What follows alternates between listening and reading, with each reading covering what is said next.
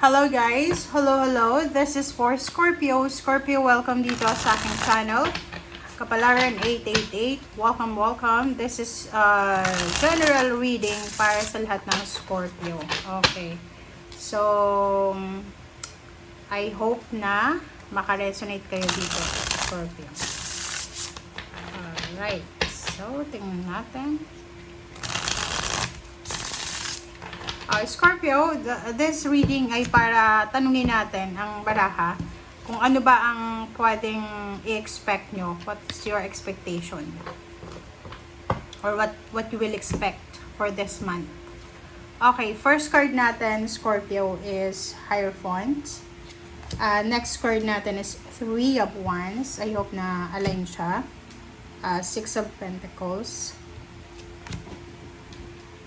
And there's a Sword of Fool. Okay, and Six of Cups. Sa ilalim mo dito is Ace of Wands. So, tingnan natin. Okay, Scorpio.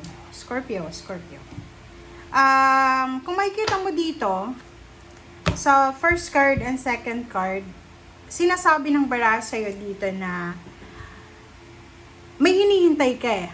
'Di ba? So, hindi ko alam kung anong hinihintay mo. Maybe you're waiting for a relationship. Maybe you're waiting for a proposal. Or maybe this September ay naghihintay ka ng suporta from someone eh. Kasi yung Hierophant, this is partnership, collaboration. Pwedeng asawa, pwedeng magulang, or pwedeng someone na possible na suportahan ka sa kung ano man yan na gusto mong mangyari. So, sinasabi ng baraha sa'yo na may mga Scorpio siguro na marami kayong mga minamanifest sa buhay na kailangan yun ng support. But, ang problema lang is parang may iba sa inyo dyan na pwedeng magkaroon kayo ng homesickness kung ikaw ay nasa malayong lugar. Lalo na kung malayo ka sa magulang mo, kung may asawa ka, may anak, malayo ka sa kanila. Ihanda mo ang sarili mo kasi this September is parang makakaramdam ka ng parang grief, makakaramdam ka ng sadness, loneliness, homesickness, parang ganun. Sinasabi ng baraha sa'yo dito na ihanda mo ang sarili mo kasi maraming mga past experiences, past relationship, or past attachment ang posibleng babalik sa'yo. Tingnan mo, yung Six of Cups mo dito is possible na yung ex mo gustong makipagbalikan sa'yo. Possible na yung Scorpio na sinasabi ng baraha na to is balak mo na bumalik sa dating mong company or sa dating business na mayroon ka, parang ganon. And yun na nga sabi ko sa'yo dito, you're waiting for someone na tumulong sa'yo, parang ganon. Halimbawa, kailangan mo ng pera, tapos ngayong September, pero parang hindi ka masyadong like dyan sa trabaho mo, like sa bago mong trabaho or sa bago mong negosyo, yung pakaramdam mo na parang feeling mo hindi ito yung gusto mo eh, 'di ba? So gusto mo bumalik sa dati, it's either dating trabaho or negosyo nga or dating relationship. So parang ang nakikita mo ngayon is medyo medyo na-stress ka dahil sa mga bagay-bagay yan. Ace of Wands. Yung Ace of Wands dito, sinasabi ng Ace of Wands na yan na be excited. Kasi siguro sa ngayon, marami kang mga disappointment sa buhay. Lalo na kung may asawa ito eh. Kung may asawa ka, or boyfriend, girlfriend, or magulang yung hinahanapan mo ng expectation, parang gano'n. Nag-expect ka sa magulang mo, or sa asawa mo, or sa partner mo, na suporta. Sinasabi ng baraha sa'yo, huwag kang magalit, huwag kang mag-alala. Kasi minsan, 'di ba? Minsan, akala ng magulang natin, akala ng pamilya natin, okay lang tayo. 'Di ba? Akala nila, okay ka lang, lalo na sa social media. Kasi uso ngayon yung posting, nagpo-post ka, 'di ba, na masaya. And akala nila, parang sinasay ko na nila yun na, or parang pinapakaramdaman nila na, oh, okay si Scorpio, so hindi dapat ako mag-aalala. So, hindi nila alam, nag-expect ka ng like, kumusta, hello, ganyan, ganito. So, dito, Ace of Wands, sinasabi ng baraha sa'yo dito na be excited. Kasi, minsan, sobra lang tayong nadadala ng emotion. Kaya tayo nadidepress, nagkaka-anxiety, or nag-iisip ng kung ano-ano. Okay? So, let's check kung ano yung message sa'yo ng, sorry, wait lang. Tingnan natin kung anong message sa'yo, Scorpio, ng barahang to, ng deck na to. This is about full moon and new moon. Kasi may mga new moon and full moon ngayon. So, titingnan natin. Okay. Oh, 'di ba?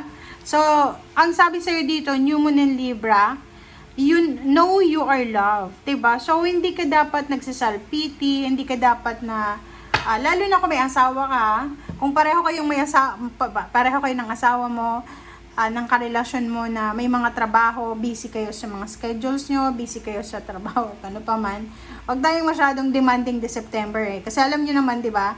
Kailangan natin kumayod from September until December eh. Until November eh. Kasi magpapasko eh. So, Pasko is maraming gastos, ganito. So, sinasabi sa'yo ng barahan na basta, isipin mo, ramdamin mo na, maraming nagmamahal sa akin. Maraming sumusuporta sa akin. Minsan, di ba, ako, personally, marami akong sinusuportahan through prayers, di ba? Pero, never ako. Meron akong parang marami sila, mga tao na chini-cheer ko sila silently. Yung parang pinagpe-pray ko sila kahit na never silang naging close sa akin. Yung parang nakikita ko na ang taong to ay deserve niya talaga na magtagumpay. So, I pray. Pinagpe-pray ko siya na sana makuha niya kung ano talaga para sa kanya. Ganun eh. So, kaya wag tayong masyadong wag tayong masyadong hard sa sarili natin, negative. Huwag kang mag-self-pity kasi you're supported, you're guided ng mga taong talagang nagmamahal sa'yo. Okay? Hindi mo lang pansin.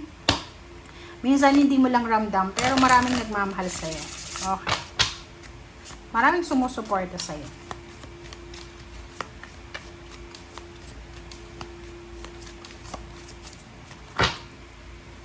Okay, next card natin is new exercise program. Oh. So, sabi sa'yo dito, Scorpio, na para maiwasan natin yung stress, yung anxiety, or any sadness and loneliness, try to search for new exercise program or mag-relax, relaxing, stretching, 'di ba? So, kailangan natin na iwagwag yan ng mga mga sadness, 'di ba? Hanapan mo. So, ang advice sa'yo dito ng barahang to, this is from spiritual helpers, na kailangan hanapan mo ng new exercise program. Maybe naboboring ka na sa exercise mo or sa routine mo ngayon, so mag-change ka. Change routine, parang ganun. Okay? So, let's check. Ano pa ba? An additional message. Okay. Reverse na 8 of Wands. So, yun. Ayun, if parang yun, you're waiting eh. 'Di ba? So, you're waiting. Sinasabi ng baraha, pwedeng maantala, pwedeng ma-delay. So, wag kang masyadong ma-stress kasi 'di ba? Tingnan mo to, it's confirmation na naman. It's a confirmation message para sa iyo, Scorpio, na because mayroon kang hinihintay na hindi dumating according sa timeline na meron ka. Kasi meron tayong mga timeline sa buhay na nilalagay eh. Parang sinasabi natin, minsan kailangan by the end of September, makuha ko to. By the end of September, mabili ko to. Parang ganun. So, ikaw, pwedeng yun na nga. You're waiting and hindi mo pa alam kung ano yung possible na gagawin mo. So, medyo nai-stress ka. Nag-iisip ka, hindi ka makatulog sa gabi. Minsan yung you're waiting for salary, 'di ba? Waiting for end of the year, end of contract, parang ganun. So, nakikita ko sir dito na kailangan mong i-relax ang iyong sarili. Relax lang.